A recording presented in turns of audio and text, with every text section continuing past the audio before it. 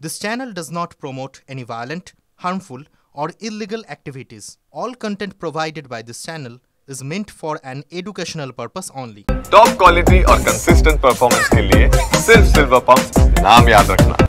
In the mean time से ভদ্রমহিলা দৌড়ে চলে গেলেন বিএসএফ কে গিয়ে বলছে অ্যারেস্ট মাই এমপি অ্যারেস্ট মি।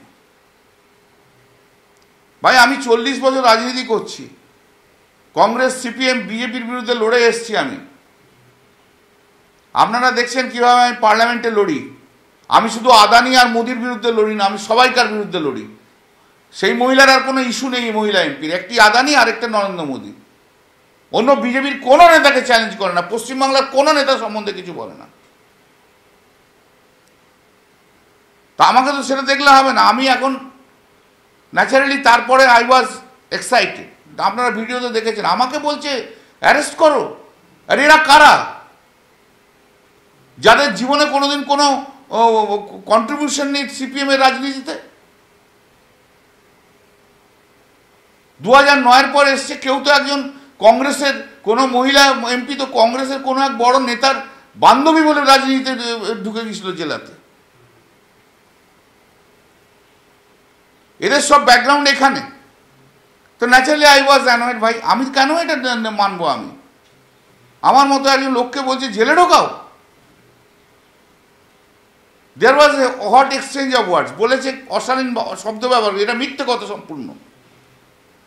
এবং এইটা ভিডিওটা আমাদেরই একজন এমপি যে বাইরে থেকে এসছে, আমাদের প্রদেশের নয়, সেই বাইরের প্রদেশের এমপি সে ভিডিওটা করে বাজারে ছেড়ে দিয়েছে।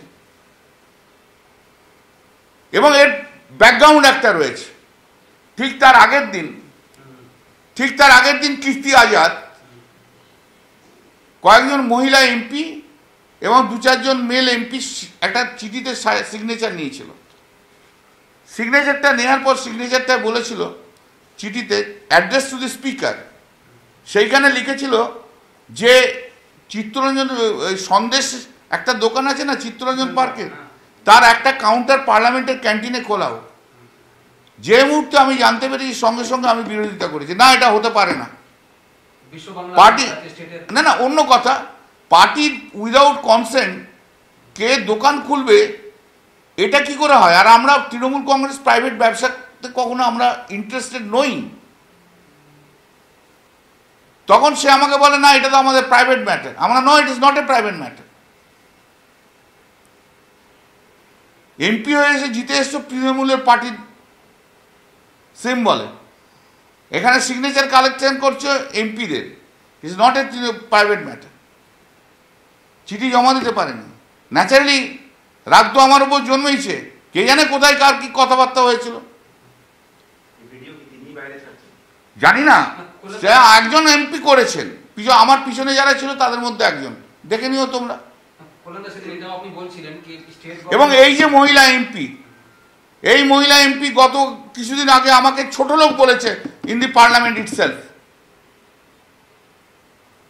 এই মহিলা এমপি আমার মেয়ে নিয়ে কথাবার্তা বলেছে।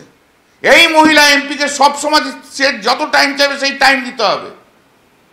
ওর রাগ হচ্ছে আমি কেন ওয়াকআপ বিলে বলেছি।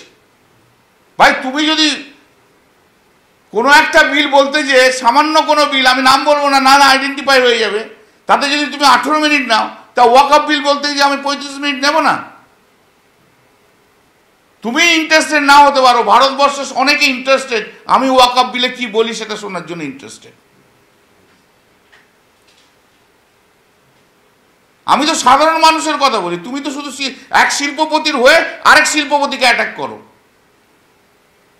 আরো অনেক কিছু যদি মুখ খোলে আরো অনেক কিছু বলবো, সেটা কিন্তু শুনতে ভালো লাগবে না। এবং যে এমপি এই সমস্ত পলিটিক্সটা করছে, ইন্টারনাল পলিটিক্স, সেই এমপি বাইরের স্টেট থেকে এসছে এবং অন্য দল থেকে এসছে এবং অন্য দলের রাজনীতি করতে বলে সেই দল থেকে বিতাড়িত হয়ে গেছিল।